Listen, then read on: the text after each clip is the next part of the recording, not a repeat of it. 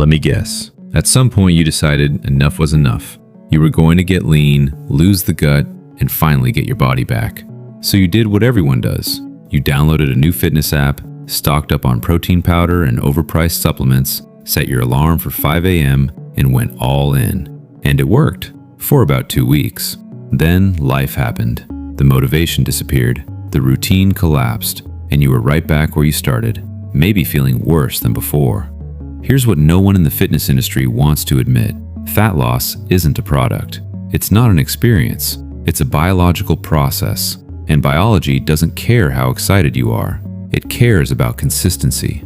The people walking around with flat stomachs aren't following some secret protocol. They're not doing 30-day challenges or ice bath routines. They've just locked in a small set of habits so boring, so repetitive, that their results became inevitable. Today, I'm giving you those 4 habits. I'll explain the science behind each one and show you how to make them automatic. No willpower required. One thing before we dive in. Habit number 3 is the one most people skip. It's also the reason most diets stall out around week 2. Don't skip that part. It changes how everything else works. Your brain is wired to chase novelty. The moment you commit to a complex new diet, your brain fires off dopamine, the same reward signal it sends when you buy something new or get a text from someone you like. You're not excited about getting fit. You're excited about the new plan. But your metabolism works completely differently. Your metabolism craves predictability. When you eat at wildly different times, sleep inconsistent hours, go from zero activity to intense workouts and back to nothing, your body reads that as instability. In response, your stress hormone cortisol spikes. And chronically elevated cortisol makes it nearly impossible to burn fat, especially around your midsection. The more unpredictable your lifestyle, the harder fat loss becomes. The fix isn't more intensity, it's more consistency.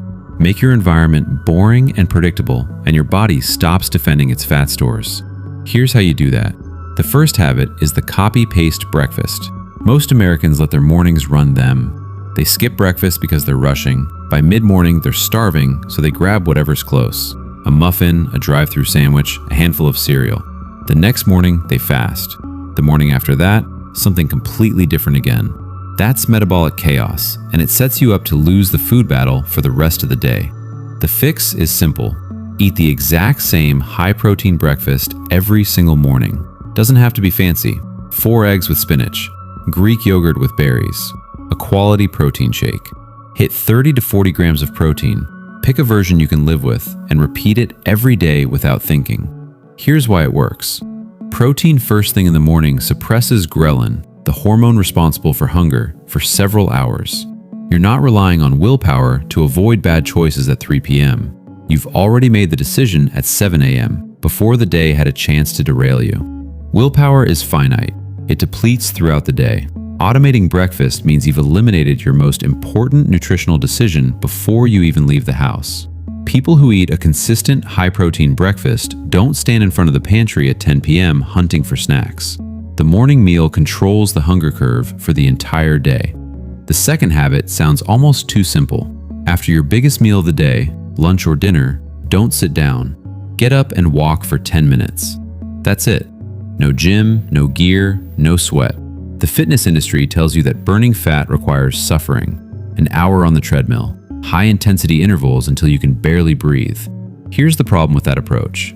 Intense cardio spikes your appetite and floods your body with stress hormones, the exact opposite of what you need.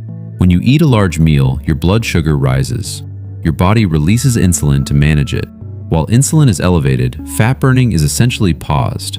If you sit down after eating, your muscles are idle, and your body has nowhere to send that sugar except into storage. But when you walk, your leg muscles activate immediately.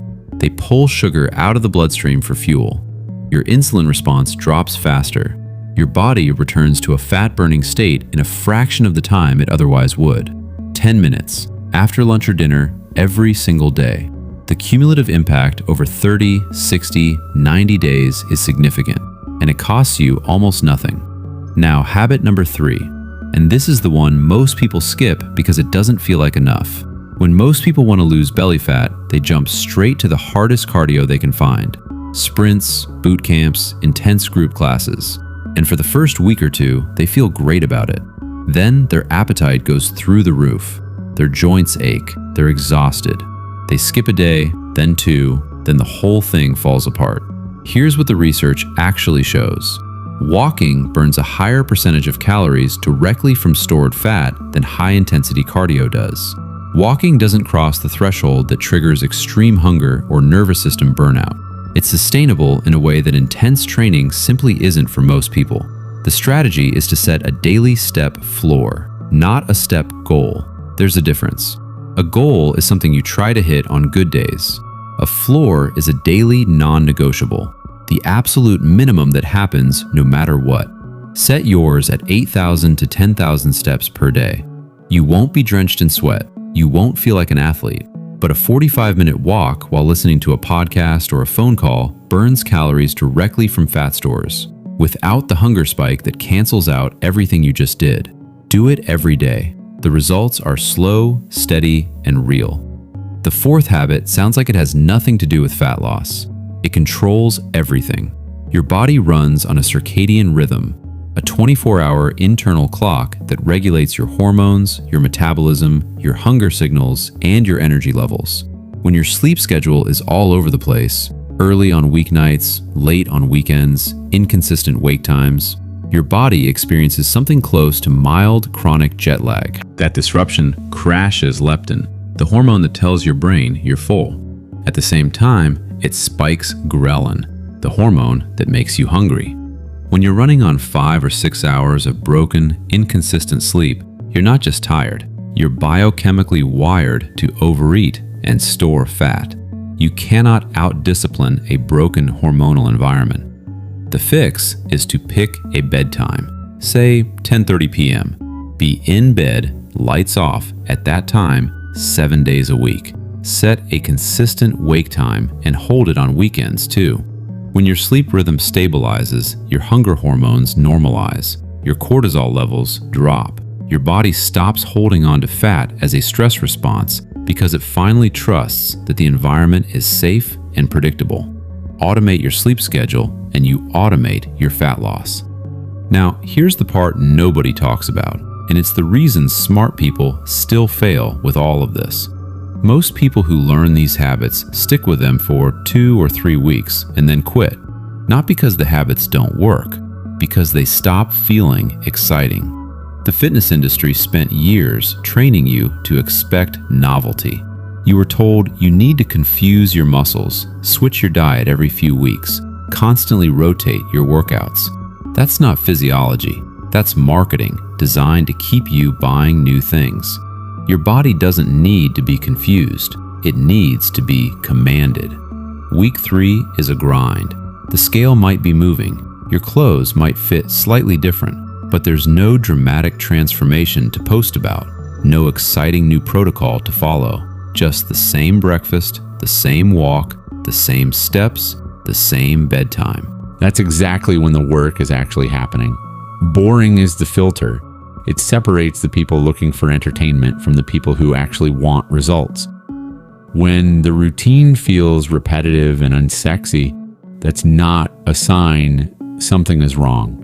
That's the signal that you've stopped relying on motivation and started relying on discipline. So here's the full playbook. Same high-protein breakfast every day, 30 to 40 grams, to flatten your hunger curve before the day even starts.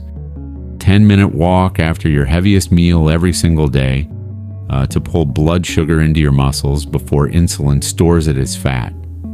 8 to 10,000 step floor, daily non-negotiable, to burn fat without triggering the hunger that undoes your progress. And same bedtime, same wake time, 7 days a week to stabilize the hormones that control everything else.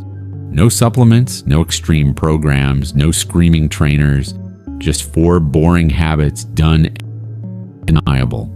The leanest people you know aren't doing anything extraordinary. They're doing these 4 things consistently, quietly, and without tomorrow. Or don't, and keep chasing the next shiny 30-day program that promises everything and delivers nothing. Your call. I'll see you in the next one.